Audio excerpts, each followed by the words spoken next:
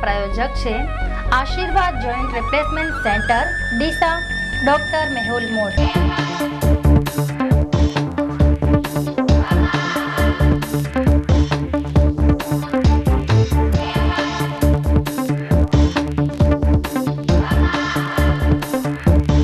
नमस्कार, आई विटनेस में आपનું स्वागत છે। હું છું રીના પરમાર। સૌપ્રથમ જોઈએ આજના મુખ્ય સમાચાર। ડીસા મામલતદાર કચેરી પાસે યુવકનું રહસ્યમય મોત। પાલનપુરમાં ભારતીય કિસાન સંઘે વિવિધ મુદ્દાઓ યોજી રેલી। જિલ્લા કલેક્ટરને અપાયું આવેદનપત્ર। પેટ્રોલમાં લીટર દીઠ 3 નો જંગી વધારો। અને ડીસામાં વિદ્યાર્થીને ભજવતો રોમિયો રંગે હાથ ઝડપાયો। હવે જોઈએ સમાચાર વિસ્તારથી।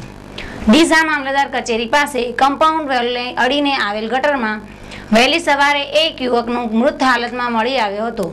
યુવકની લાશ મળી આવતા શહેરમાં ચકચાર મચી જવા પામ્યો હતો અને લોકોના ટોળે ટોળા ઘટના સ્થળે દોડી આવ્યા હતા।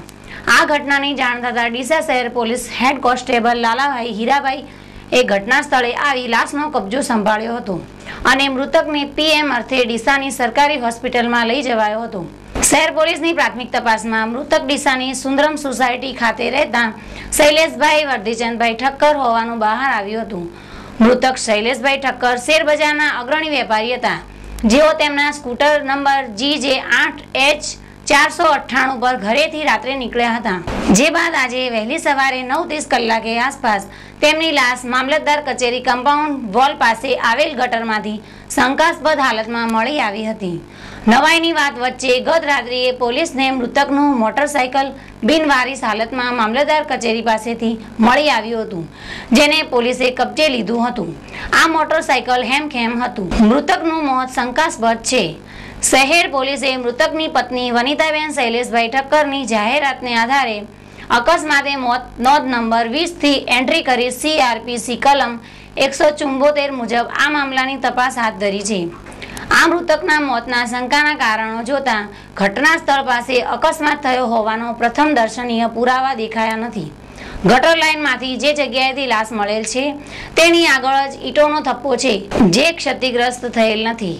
ઘટના સ્થળેથી લોહીના કોઈ નોંધપાત્ર પુરાવા જોઈ શકાયા ન હતા। વળી મૃતકની મળી આવેલ લાશની સ્થિતિ ઘટના સ્થળે આ અકસ્માત થયેલ હોય તે બાબતે સમર્થન કરતી નથી। મૃતક અગ્રણી વેપારી હતા। તેમના મોતથી તેમના પરિવારજનોમાં ભારે શોક છવાયો હતો। જો કે મૃતકના મોતનું ચોક્કસ કારણ પોસ્ટમોર્ટમ રિપોર્ટ બાદ જાણી શકાશે।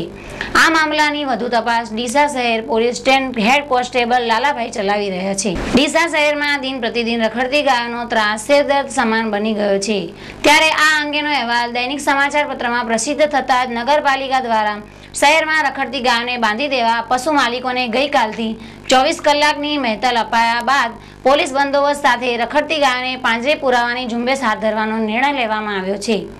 વેપારી મથક ડીસા શહેરમાં ઠેર ઠેર જાહેર માર્ગો ઉપરાંત મુખ્ય બજાર તેમજ રહેણાંક વિસ્તારોમાં રખડતી ગાયોનો અડીંગો જોવા મળી રહ્યો છે। ટ્રાફિક સમસ્યા તેમજ અકસ્માત માટે કારણભૂત બનેલી રખડતી ગાયોના કારણે રાહદારીઓ, વિદ્યાર્થીઓ, વાહન ચાલકો સહિત આમ શહેરીજનો ત્રાહિમામ પોકારી ઉઠ્યા છે। ડીસા નગરપાલિકા પ્રમુખની સૂચનાથી શહેરમાં રખડતી ગાયોના માલિકોને ગઈકાલથી 24 કલાકમાં પોતાની ગાયો બાંધી દેવાની તાકીદ કરી। જો કે તેમ નહીં કરાય તો 24 કલાક બાદ રખડતી ગાયોને પકડી પાંજરાપોળમાં મોકલી આપવા જણાવ્યું છે। જો કે આ કામમાં કોઈ પણ વ્યક્તિ અડચણરૂપ થશે તો તેની સામે કાયદેસરની કડક કાર્યવાહી હાથ ધરવા જણાવ્યું છે। જે અંતર્ગત પાલિકા તંત્ર દ્વારા શહેરમાં રિક્ષા ફેરવી આ અંગેની જાહેરાત કરવામાં આવી હતી।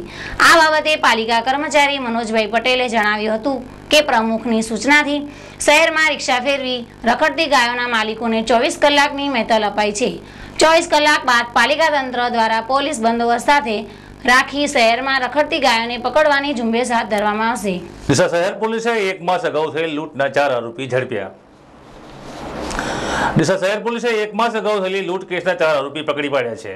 આ કેસની વિગતો જોતા દિયોદર તાલુકાના મખાણો ગામે રહેતા વાલાભાઈ ભગાભી પટેલે 4 ઓગસ્ટ 2011 રોજ ડીસા સોની બજારમાંથી 50 ગ્રામ ચાંદી અને 2 તોલા સોનું ખરીદ્યું હતું। જે બાદ તેઓ જૂના બસ સ્ટેન્ડ પાસે આવતા 4 ગઠિયાઓ તેમને રાજી ગાંધી કોમ્પ્લેક્સના ઉપલા માળે ફોર્સ લાવીને લઈ ગયા હતા અને તે બાદ આ વૃદ્ધને ધમકાવી લૂંટી લીધા હતા। આ કેસની તપાસ PSI HL આહિરે હાથ ધરી હતી। આ જો 4 આરોપી પૈકીના દીપક પ્રકાશ ઠક્કર, મનોજ ડાયાભાઈ રાવળ બંને રહે સિડની કોલોની તથા રાજુ સવજી ઠાકોર તેમજ પ્રવીણ જયંતિભાઈ પરમારને મુદ્દામાલ સાથે ઝડપી પાડ્યા હતા। આ ચારેય આરોપીઓ શહેર પોલીસે જેલ હવાલે કરી વધુ તપાસ હાથ ધરેલ છે। આજથી 1 મહિના પહેલાં જે લૂંટ થઈ હતી જે તેને ડી સ્ટાફના માણસોએ સારી કામગીરી કરી પકડી પાડેલ છે, જેમાં આરોપી દીપક કુમાર પ્રતાપજી ઠાકોર, રાજુભાઈ સવસીભાઈ ઠાકોર તથા પ્રવીણભાઈ જયંતિલાલ પરમાર તથા મનોજ દયાલાલ રાવળ એ ચારને પકડી પાડ્યા છે અને ડી સ્ટાફની સારી કામગીરી છે। અને જે મિલકત વિરુદ્ધના ગુનાઓ બહુ વધી ગયા હતા એની પીઆઈ સાહેબની સૂચનાથી ડી સ્ટાફે સારી કામગીરી કરીને પકડી પાડેલ છે અને 44,000ના જે સોના ચાંદીના દાગીના છે તે પણ પૂરેપૂરો મુદ્દામાં રિકવર કરવામાં આવ્યો છે અને આગળની તપાસ ચાલુ છે અને રિમાન્ડ માંગતા 17 તારીખ કાલે કલાક 15 વાગ્યા સુધીના રિમાન્ડ મળ્યા છે। ડીસા શહેરના બગીચાથી ભણસાલી હોસ્પિટલ તરફ જવાના રોડ ઉપર બંને સાઈડે વરસાદી પાણીનો ભરાવો થયેલ છે, જેના નિકાલની વ્યવસ્થા ન થતાં રોડ પરના દુકાનદારો સહિત અન્ય રાહદારીઓ પરેશાન થઈ ઉઠ્યા હતા। ચાલુ વર્ષે મેઘરાજાએ ડીસામાં અનરાધાર વરસાદના કારણે કેટલાક મકાનોને નુકસાન થવા સાથે નીચાણવાળા વિસ્તારોમાં વરસાદી પાણી ભરાઈ જવાની સમસ્યા સર્જાઈ હતી। શહેરના બગીચાથી ભણસાલી હોસ્પિટલ જવાના રોડ ઉપર છેલ્લા 2 માસથી વરસાદી પાણી ભરાયેલ છે, જેની નિકાલ માટેની કોઈ જ વ્યવસ્થા ન થતાં હાલમાં ગંદકી તેમજ મચ્છરોનો પણ ભારે ઉપદ્રવ થવા પામ્યો છે। વરસાદી પાણી ભરાયેલું હોય આસપાસના દુકાનદારો તેમજ ગેરેજ ધારકો પરેશાન થયા હતા। તેઓના પોતાના દુકાન ધંધા પણ બંધ રાખવા પડેલ। આ બાબતે વારંવાર રજૂઆતો કરવા છતાં કોઈ કાર્યવાહી કરવામાં આવતી નથી, ત્યારે પાલિકા તંત્ર દ્વારા સત્વરે પાણીના નિકાલની વ્યવસ્થા થાય તેવું દુકાનદારો દ્વારા માંગણી કરાઈ હતી। વડગામ તાલુકાના 110 ગામોની જીવાદોરી સમાન મુક્તેશ્વર જળાશય યોજનામાં લોકમાતા સરસ્વતી નદી સજીવન થતા વર્ષો પછી ડેમમાં સતત પાણીની આવક ચાલુ છે અને મુક્તિધામ ઐતિહાસિક નગરી સિદ્ધપુર સુધી પાણી પહોંચવામાં આવ્યું હોવાના અહેવાલ સોંપડ્યા છે। પાણીની આવક વધતા ધંધાનો મુખ્ય ખેતી પશુપાલન વ્યવસાય પુનઃ ધમધમતો થશે। દરમિયાન સાંજે 6 કલાકે મુક્તેશ્વર ડેમની પાણીની કુલ સપાટી 201.3 મીટર હતી અને 1100 ક્યુસેક પાણીની આવક હતી। ડેમમાં 3 દરવાજામાંથી 1055 ક્યુસેક પાણી સરસ્વતી નદીમાં છોડાઈ રહ્યું છે તથા ચીમનાબાઈ સરોવર તરફની ડાબા કાંઠાની નહેરમાં 30 ક્યુસેક પાણી છોડવામાં આવી રહ્યું છે। ઉત્તર ગુજરાતના ગામે ગામથી પર્યટકોનો ઘસારો જામતો જાય છે। સમય છે એક વિરામનો, તો જોતા રહો આઈ વિટનેસ।